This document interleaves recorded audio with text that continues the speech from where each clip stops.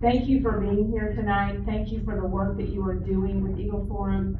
This is how we're going to make change. We talk about national level, but really it's state and local, isn't it? Yeah. And so that's how this will happen. So thank you for what you are doing. My name is Amie Beth Shaver, and that's all you need to know. It's like super awkward when you have to introduce yourself, like whatever, I'm Amie Beth. The most important thing I want you to know about is that I write for 1819 News, and it's a new platform, and my boss and one of our producers is here, Eric and Brian. And if you haven't checked out 1819 News, which our motto is, Brian, what's our motto? There's Fix and Fortify is one of them, Honest News, Alabama Values, and the one I think you're looking for is Smashing Sacred Cows, one podcast at a time. Yes, so this is what we do.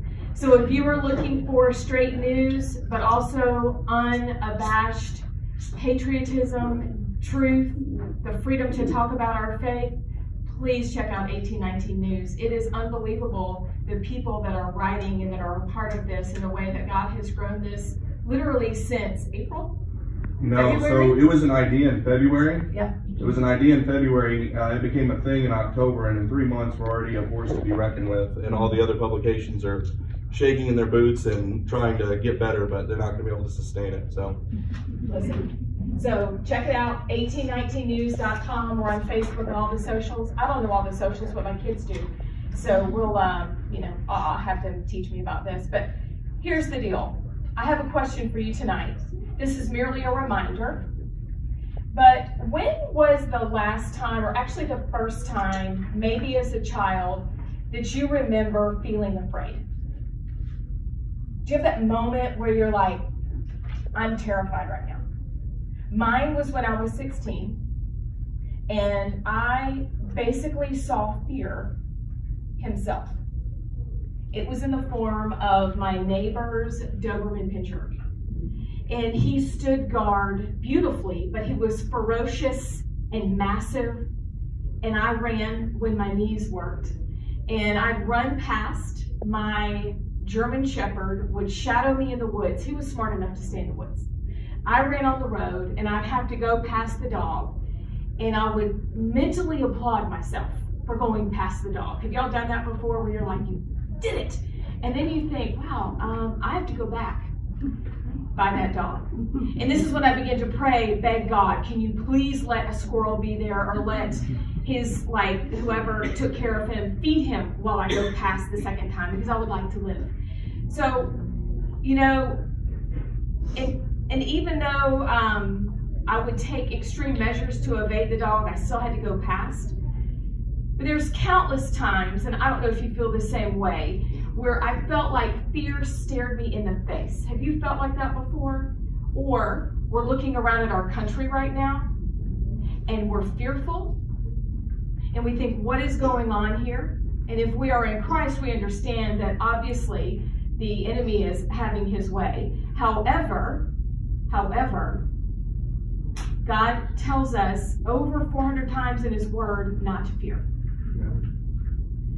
And so let's just talk about that for a second tonight, because there are times when I've given in. Have you given in?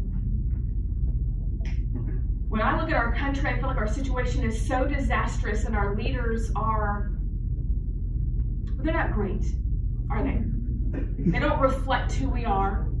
Or the people that we send to Montgomery turn and become something different. Same thing for DC. It happens over and over again. It is hard not to let fear consume. I found a survey from Chapman University, and would you believe that the #1 fear of all Americans, I'm going to let you guess. Do you know what it is? Public speaking. It's not, well, actually, on a personal level, it's public speaking. But if we're looking at, you're exactly right. If you're looking at, in general, the fears that we've faced over the last year, the #1 thing we fear corrupt politicians. Isn't that amazing? The next, beneath that, is a loved one dying. and then a loved one being affected with COVID or getting COVID. So I think that's very interesting that we may be very divided as a country, but we are completely united in our fear of corruption. And so then that begs the question, so what do we do? And so I simply have a message of staying in it. Because right now is not the time to turn around and run. Right now is the time that we look fear in the face and we say, I see you, but I know somebody who owns a cattle on 1,000 hills, and we're just going to go at this. You know, too often though, we fear speaking out. I mean, have you ever had the thought, who am I? I don't know anything. How can I speak out? Or have you gotten in an argument with somebody about COVID? Thank you for Dr. Jordan being here. Or you've talked about gambling and you've stumbled over your words. Joe Godfrey's here. Like, we're going to learn about this tonight. But we're learning about it because we want to stay in the fight. We only need to know a little bit to communicate with our neighbors, our friends, and our family. But we remember from the point of staying in it and not giving up. Because fear is a liar. And for too long, fear has had her way with us, and it's time to send her back where she belongs. Now, here's something that I want to remember, and this was pointed out to me years ago when I ran for office. That was an adventure. But you know, in Jeremiah 27, the Lord tells Jeremiah to tell the people of Israel to bloom where you're planted, to build houses and live in them, to plant vineyards, to marry your children off, and to seek the welfare of your city. So when somebody asks you, why in the world would you go to an Eagle Forum meeting on a Thursday night, or why would you go to Montgomery? You tell them it's right there in the good book, which is pretty old. It's been around a long time. Seek the welfare of your city. And this is what we are doing by staying in the fight and seeking our welfare. Because now, if we believe God and if we take him at his word, then we have to stay involved. John Hancock said, resistance to tyranny becomes each individual's Christian and social duty. Continue steadfast and with a proper sense of your dependence on God. Nobly defend those rights which heaven gave, and no man ought to take from us. As you know, as you heard, the legislative session started this week, and the same old people are down there saying the same old things. We have no money, we need gambling, and let's talk about marijuana. Oh, and we don't have common core, right? I mean, how many times have you heard that? We've heard that for years. We don't have common core. And they look at you like you've got like a third head. Okay, no. We know the truth, and we're going to deal with the truth head on. And that's by not giving in and not turning away.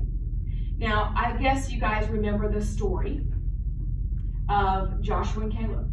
It's one of my favorite stories. Because here's the youngest people.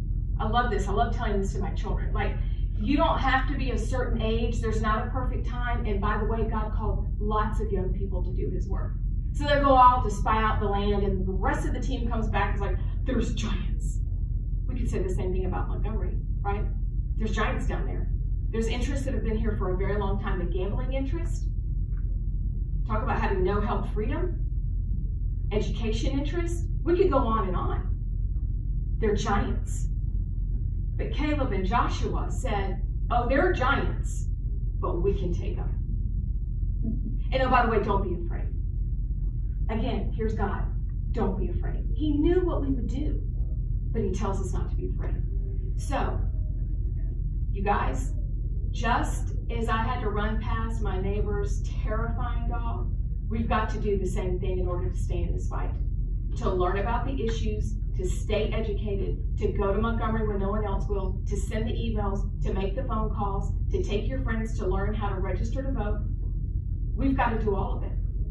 No one else is going to do this but us. No one is coming to save us. God put us here to impact our culture. It is up to us to seek the welfare of our city. And then, once we've decided we are going to stay in it, we take courage, and then we take action. Remembering this, and this is one of my favorite quotes, Elizabeth Elliot, I don't know if you've read her before, but oh my word, that lady. Remembering that she said, sometimes the fear doesn't subside and you have to do it afraid. So our freedom depends on what we do next, what phone calls we make next, what conversations we have next, what we learn here tonight. That's what matters next. And so the question is, what will we do?